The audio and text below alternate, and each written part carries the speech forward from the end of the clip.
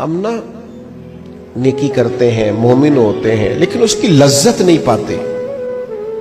یعنی اگر نماز پڑھ کے بھی بندہ قرار نہ حاصل کرے، اگر وہ خیرات کر کے بھی اس کی ٹھنڈک نہ محسوس کرے، مسجد آ کے، محفل کرا کے، محفل میں بیٹھ کے، پھر بھی اس سے کوئی روحانیت نہ پا سکے.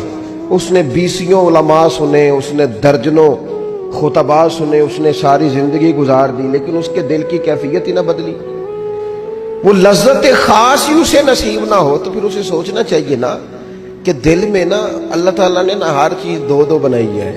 ہونٹ دو، آنکھیں دو، کان دو، ہاتھ دو، پیر. دل اللہ نے ایک ہی بنایا. یہ نہیں ہو سکتا کہ چلو ایک طرف مجھے رکھ لو، ایک طرف کسی اور کو رکھ لو. دل ہی ایک بنایا ہے. وہ کہتا ہے بس دل ایک ہے تو رب رسول ہی رہیں گے. اس میں ادھر ادھر کی چاہتے نہ لے آنا جب تک دل کے اندر پوری طور پر اللہ رسول کی. بخاری مسلم میں حدیث ہے، نبی پاک علیہ الصلوۃ والسلام نے فرمایا اگر تم چاہتے ہو نا تمہیں ایمان کی لذت نصیب ہو. آپ زیادہ غور کریں میری بات پر. ایک ہے کھانا، ایک ہے مزیدار کھانا، ایک ہے مومن ہونا اور ایک ہے مومن ہونے کا مزہ آنا، لذت نصیب ہونا کہ میں صاحب ایمان ہوں. فرمایا اگر تم چاہتے ہو کہ تمہیں ایمان کی لذت نصیب ہو، یہ حدیث آپ نے بھولنی نہیں، بخاری مسلم میں. اگر چاہتے ہو کہ ایمان کی لذت نصیب ہو تو 3 کام کرو. یا رسول اللہ صلی اللہ تعالی علیہ وسلم کون کون سے؟ حضور فرمانے لگے پہلا کام یہ کرو کہ ہر چیز سے بڑھ کر اللہ رسول سے محبت کرو.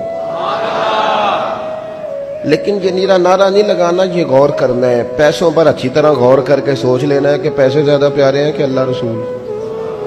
یہ غور کر لینا. یہ جو جھوٹی انا کے بت بنائے ہوئے نا، میری عزت، میری برادری، میری افسری، میرا قبیلہ، میری کرسی، یہ غور کر لینا ہے کہ کرسیاں زیادہ پیاری ہیں، اقتدار زیادہ پیارا ہے کہ اللہ رسول.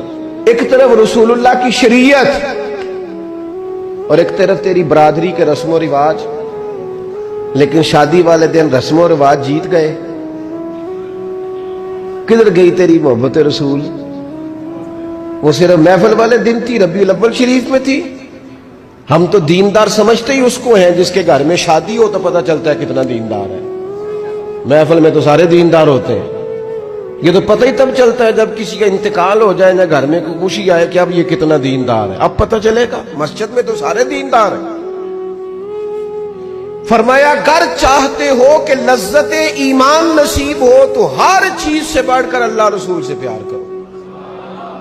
اور دوسرا فرمایا جس سے بھی پیار کرو نا اللہ رسول کی رضا کے لیے کرو. شکریہ کا تکلف بھی چھوڑ دو. وہ میرا احسان مانے گا یہ بھی چھوڑ دو، میری تعریف کرے گا یہ بھی چھوڑ دو.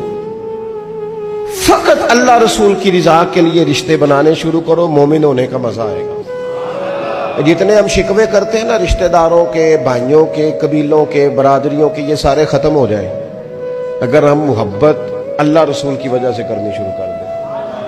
اگر بنیاد اللہ رسول کی رضا ہو تو ہماری طبیعتوں میں کسی کے لیے نفرت پیدا نہ ہو، بے ادبی پیدا نہ ہو، کوئی ایسا ماحول نہ ہے. کیوں کہ ہم ڈائریکٹ پیار ہی نہیں کرتے.